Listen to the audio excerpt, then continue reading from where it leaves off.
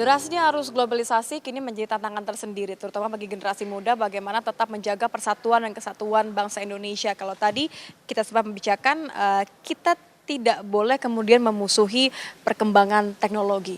Jadi kan kemudian merangkul untuk memajukan kemajuan kita, tapi kan harus ada penyaringan itu sendiri. Mas sendiri bagaimana melihatnya?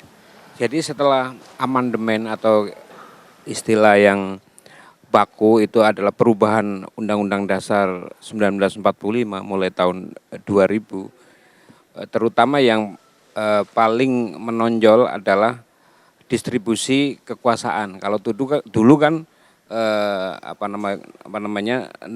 kedaulatan di tangan rakyat dan dijalankan sepenuhnya oleh Majelis Permusyawaratan Rakyat. Kalau sekarang kan kedaulatan di tangan rakyat dan dijalankan menurut undang-undang. Jadi masing-masing presiden punya kewenangannya menurut undang-undang, DPR, MPR, DPD dan seterusnya. Para pemimpin institusi negara ini punya kewenangan masing-masing. Itu bagus. Dari tidak ada lagi orang atas nama hukum itu diperlakukan secara tidak adil.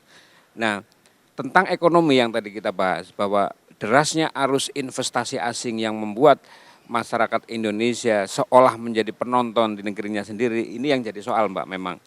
Nah, sebenarnya seluruh aturan sudah baik. Kita ada undang-undang tentang penanaman modal asing, ada. Kemudian ada aturan-aturan yang ketat kalau investasi masuk untuk eksplorasi pertambangan, minyak, emas dan sebagainya. Nah, problem utamanya menurut saya adalah ketaatan terhadap hukum dari para pemangku kebijakan gitu. Jadi kebocoran-kebocoran hasil dari investasi itu kan tidak pernah kita tahu. Katakanlah Freeport gitu, kan kita hanya tahunya diperpanjang lagi. Tapi sebesar apa Freeport memberikan kompensasi atas hasil yang diraih eksplorasinya kan kita rakyat tidak tahu. Jangankan rakyat, DPR juga nggak tahu. Nah, itu yang saya bilang tadi bahwa menurut saya Presiden pada situasi seperti ini harus mengumpulkan para tokoh ini. Bahwa problem utama adalah kesenjangan ekonomi, keadilan ekonomi. Kita tidak menyalahkan investasi karena undang-undang investasi lahir tahun 67, awal Pak Harto menjadi presiden. Dan itu membuka peluang semua Indonesia membangun. Nah, sekarang tinggal mendistribusikan itu loh. Jadi problem kita adalah distribusi keadilan ekonomi. Nah, seluruh undang-undang yang diproduk pasca reformasi sudah mengarah kepada keadilan itu sebenarnya. Nah, tinggal implementasi dari undang-undang. Masa misalnya ibu-ibu sekarang kan nggak mau memikir apa sebab harga pokok bahan naik kan gitu. Mereka nggak mau sampai ke situ. Yang mikir itu kan pemimpin. Nah, situasi inilah yang menurut saya harus segera dibahas bersama. Karena menurut saya ini rawan, Mbak, rawan. Karena saya hakul yakin bahwa seluruh proses menuju separatisme, menuju pemisahan wilayah dan sebagainya itu karena merasa diperlakukan secara tidak adil secara ekonomi gitu.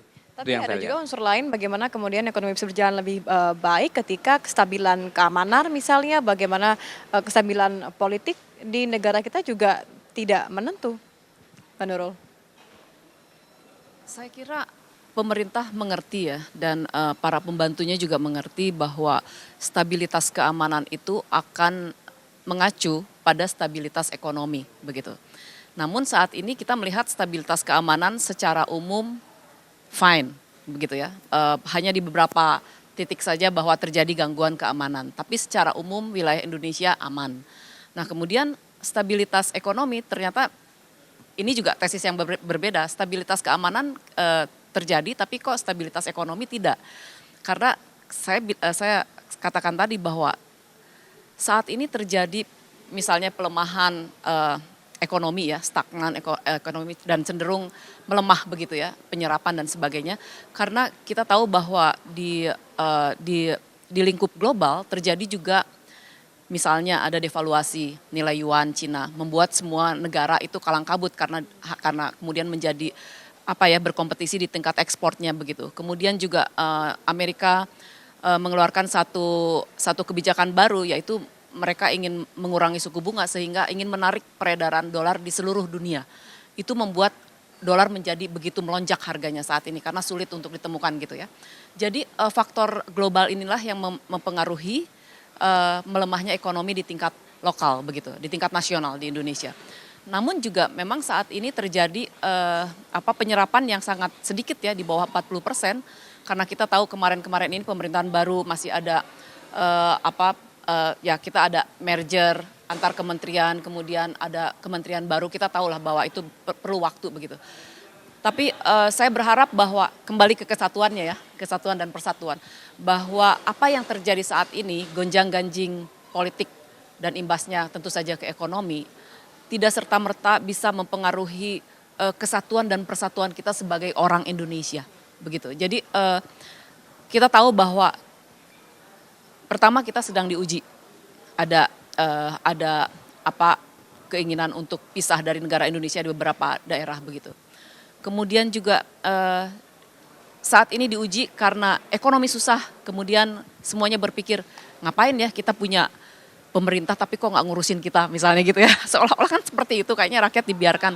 Tapi sesungguhnya ini semua adalah ya ujian berbangsa dan bernegara. Bagaimana kita memang tidak sehebat negara lain, misalnya umur 70 tahun sudah lari dan membangun begitu mega dan cepat, misalnya kayak Singapura yang 50 tahun tapi sudah larinya luar biasa begitu ya.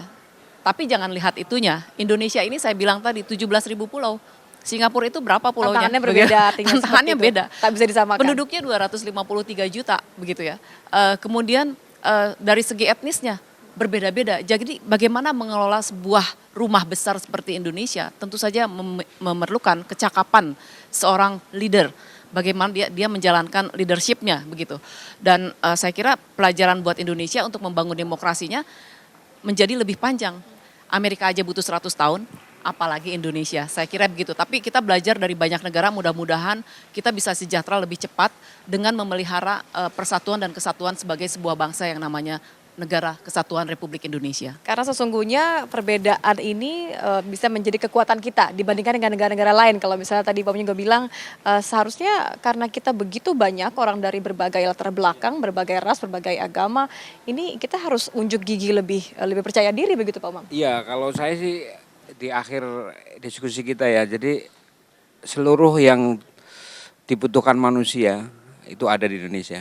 Kekayaan alamnya, kemudian sunatullah orang hidup kan semua etnis ada di sini, semua agama ada di sini. Ibarat Indonesia ini penggalan surga yang turun ke bumi. Nah, tinggal ya pemimpinnya ya harus orang-orang yang punya jiwa surga gitu. Itu aja sebenarnya lah. Kalau pemimpinnya udah bagus, rakyat sih menurut saya sangat tergantung ya pemimpinnya. Jadi di akhir kata tuh saya ya memberikan pesan kepada saya sendirilah sebagai bagian dari anggota parlemen, tapi terutama kepada eksekutif ya, ya untuk bisa memimpin Indonesia dengan perasaan sebagai penduduk surga gitu. Tugas jadi bersama lah iya, ya. Iya bersama gitu Mbak. Baik, terima kasih sudah hadir bersama kami siang hari ini. Perbincangan yang sungguh menarik. Mudah-mudahan tidak menjadi wacana saja, tapi juga bagaimana bisa diimplementasikan ke seluruh elemen kehidupan di Indonesia begitu. Terima kasih sekali lagi sudah hadir di Sapa Indonesia Siang. Saya Nitya Anissa, sampai jumpa.